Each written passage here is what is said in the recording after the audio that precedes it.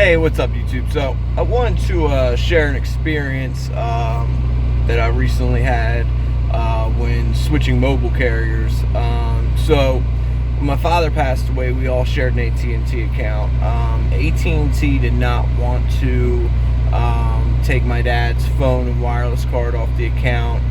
They wanted me to continue paying for it. The account wasn't in my name. It was just a whole big situation, and it left a bad taste in my mouth. Even though I was with AT&T for so long, it wasn't meant to be anymore. So I started shopping around, and Sprint was the cheapest cell phone carrier. And after reading some reviews, it said Sprint was really doing a lot better, and they were, up there with the other big three, which is Verizon, T-Mobile, and AT&T. So I decided to take a chance. They had a 14-day guarantee, no problems. You could take the stuff back. They wouldn't charge you a dime, no restocking fees, anything. So I went ahead and pulled the trigger. It was a Galaxy S8 Plus and a free Galaxy S7. I also got the S3 Frontier watch. Let me say this: the service was horrendous. Dropped calls. You remember back in the day when you talk to somebody like, well, Sprint's still rocking that whole situation. Speedtest.net was non-existent. I would be lucky to get 1 megabyte download speeds, and the upload speed would be non-existent. I rarely upload YouTube videos over a cellular connection, but I've done it in the past with no problem. I uploaded a 200 megabyte movie using Sprint. I started uploading it when I got to work at midnight. I had to work an overnight shift. Started uploading at midnight. This is with full service bars, 4G LTE service. I started uploading at midnight. It finished around 6 a.m. It was a 200 megabyte video file. To me, that's ludicrous. So, that's not even the worst part. So I took everything back. Within 8 days, I returned everything. I received a paper saying that I wouldn't be charged for anything, and I received a receipt for turning all my equipment in.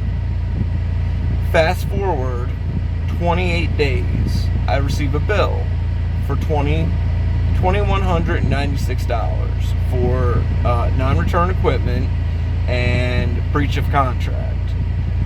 So I said, hey, no problem. It was probably an issue. I call Sprint. And let me tell you, when you call Sprint, it's hard to get somebody on the phone. When I finally did get somebody on the phone, they spoke very poor English. They must have been in a call center in South America.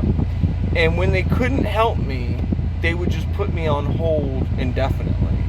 So I kind of caught on to that. So I had my personal phone, I had my work phone, and I had my wife's phone. So I had called using all three of these phones, and each service rep did the exact same thing. After talking to me and not being able to solve my issue, they put me on hold indefinitely. Never picked the phone back up. One phone I let sit on hold for an hour and 45 minutes and finally just disconnected. So the next day, I get a hold of somebody, and they tell me there's going to have to be an investigation.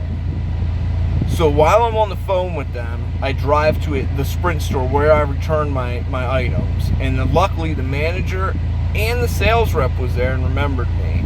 And they said, no problem. Let me pull up your transaction history. We'll get this situated for you. They printed up for me. I'm still on the phone with the lady. I said, hey, I'm at the Sprint store. This is the one that I bought and returned the phones to. I have the transaction history. She tells me, sorry, that means nothing to me. Unless you have the tracking numbers for the phones when they were sent back to the Sprint warehouse, I can't do anything for you. So as it sits now, I am on the hook for $2,196. They've already sent it to their collections department, which means it'll be referred to another collection agency in 15 days if this doesn't get resolved. I've worked extremely hard building my credit over the last year and a half, 2 years.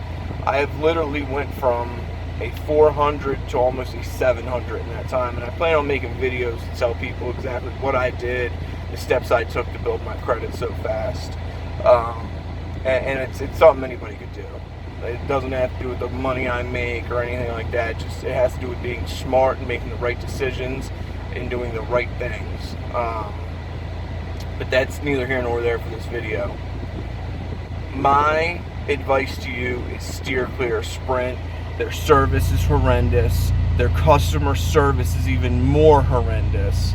I am now on the hook for all this money, even though I have proof.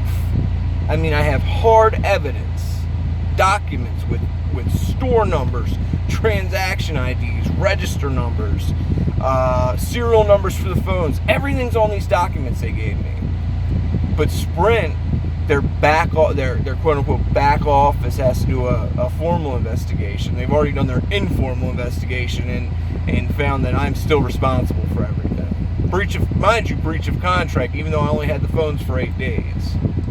So, just steer clear. I'll keep you guys updated, let you know what happens, but at this point, I might have to get my lawyer involved just to get this thing squashed. I'd rather pay my lawyer a couple $100 for an hour or two of work versus having to pay this $2,100 and then try to recover my money later to not affect my credit at this point. Because if a collection goes on your credit report, it'll nab you for 25 to 50 points right off the jump. And that's just not something I can do right now. I'm in the process of getting ready to buy a house, and I just can't take that hit. And my creditors, if they pull a credit report to give me a credit line increase on a credit card, they can actually pull your credit line from you. So I could have, for instance, a $10,000 credit card. They see I get a collection when they go to give me my next limit increase. They're like, well, hey, this guy, something's wrong. Maybe he's in financial hardships. Bam, pull 5, 7, 8K out of my credit line. So, all right, guys, you know what to do. Like, share, favorite, hit that subscribe button. Questions, comments, throw them in the section below. Thanks for all the love. Be safe out there. I'll see you on the next one.